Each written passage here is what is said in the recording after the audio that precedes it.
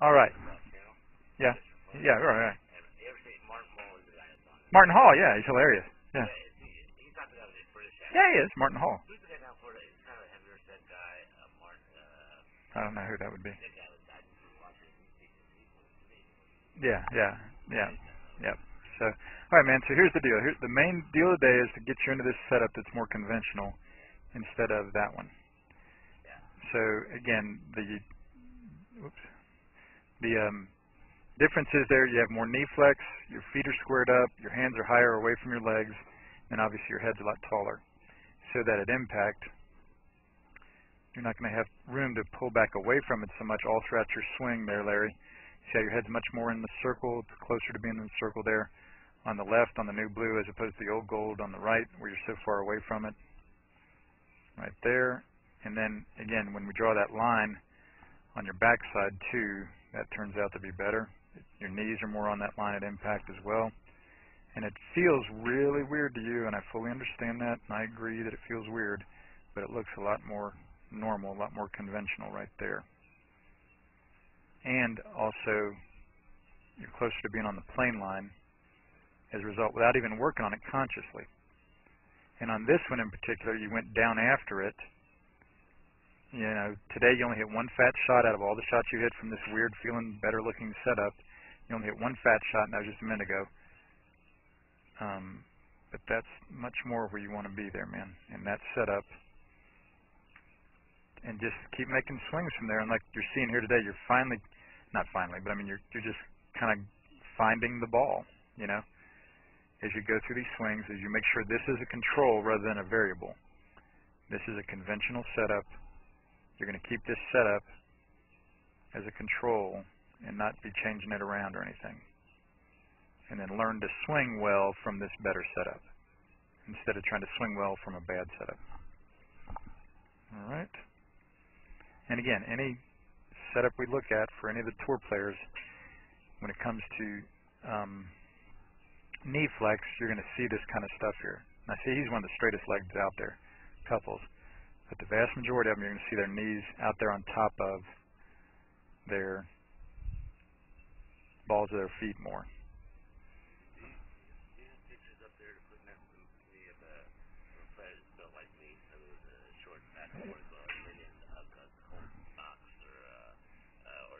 Yeah, right. Right. Right.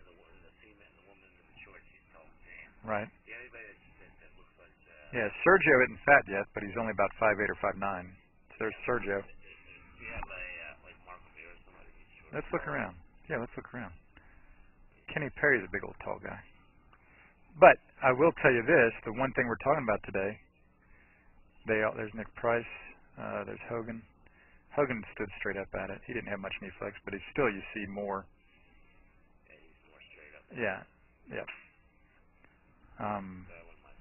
Let's keep looking for some. But this aspect of it, that's a good question. There's Sergio again. Again, you see the knees over the balls of their feet more out toward their toes a little more. Let's keep looking.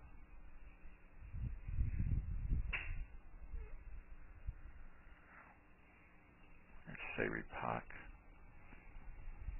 See, part of it is these guys out there are so big nowadays, it's hard to find little guys anymore. You know what I mean? How about, I don't know, Bob May or, Leonard. Oh, that's Justin Leonard. But he's real straight legged too as a little guy. There's O'Meara. There's Sluman. There's Sluman. There's a little guy. He's even smaller than us. Now see, his right leg gets kind of straight on the backswing, which is kind of different.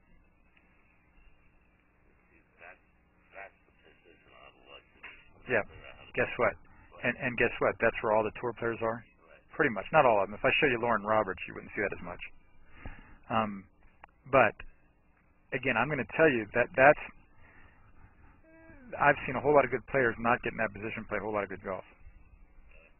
And what I'm saying is normal guys. Guys who are struggling to shoot 90 and 100, they don't have to get to that position, and they can shoot down in the 70s and 80s without getting to that position, because there are other things I'm saying that are more the cancer rather than that. Now, for a tour player who's trying to, you know, and stuff like that. That helps that swing. Right. Yeah, it's mainly a distance thing more so than accuracy. When your hands aren't educated and they've been confused for several years, quite often your hands have to get more educated and stuff, and that can create a whole lot of good straight ball flights that go 230, 240 yards consistently straight without having to worry about this. So, again, is it a problem? Yes, but I'm going to say for you, it's probably more of a sprained knee or an ingrown toenail rather than a cancer. Do me a favor. Use other words than cancer. Okay. I hate that word. Okay, thank you. You're right. I appreciate it. I've always wondered when someone would say that to me, because maybe my dad died of cancer or something like that. Yeah. Yeah, because when you use that word, then It freaks it out, right? you don't want anything that could possibly, you know. Get the suggestion, right? I appreciate it. Thanks, man, for mentioning that to me. So, but that's more what we're after right there, buddy. And you're getting used to it, right? And from there, we can start to actually work on the swing from that kind of setup, all right? But there's a little guy anyway, Sluman. He's, like I said, even smaller than us. He's going about. This is Joel Suggs. I sure enjoyed meeting you down at the Cincinnati Golf Show this weekend and showing you your swing on the 2D equipment that I have. And so I want to take about 2 to 3 minutes to just show you around Meadowlinks. This is the studio I use in the winter for all my students. You see there's the down-the-line camera angle for our 2D equipment. And then we have the face-on camera angle also. And then what we also have here is 3D equipment to where I can show you your swing from 6 different camera angles with this 3D equipment. And we can get your swing from down to the 1/120th of a second in terms of exactly what your hips, shoulders, and hands are doing in the swing. And then also, I have the most realistic hitting curve I've ever seen from puttersedge.com. So when you hit your full shots, it feels as realistic as possible. And then I have 3 different green speeds for you to practice your putting. 9.5 on the step meter, 10.5 on the step meter, and 12.5 on the step meter. That's benefited my students tremendously. And then also I have a lot of learning aids like this Smart Stick. You can see the rest of those learning aids over here in my bag that we can work on to help you learn the certain fields in your golf swing that you and I both want. And then also I help my students a lot with their equipment through the winter. This is a frequency analyzer where we twang your club and it gives us a reading here. And then also we plot your whole set, each club on these lines to see if the set is really matched or not. Quite often they aren't, and it helps my students tremendously when they find out what clubs are the offending clubs. Then if we get tired of being indoors and we want to go outdoors and get some, we can do that. It's my daughter. Ellie, good to see you. I haven't seen her in weeks. No wonder you've been gone, Ellie. You've been out here playing in the snow all this time. But this is our natural turf area. This is closed until April, as you can see.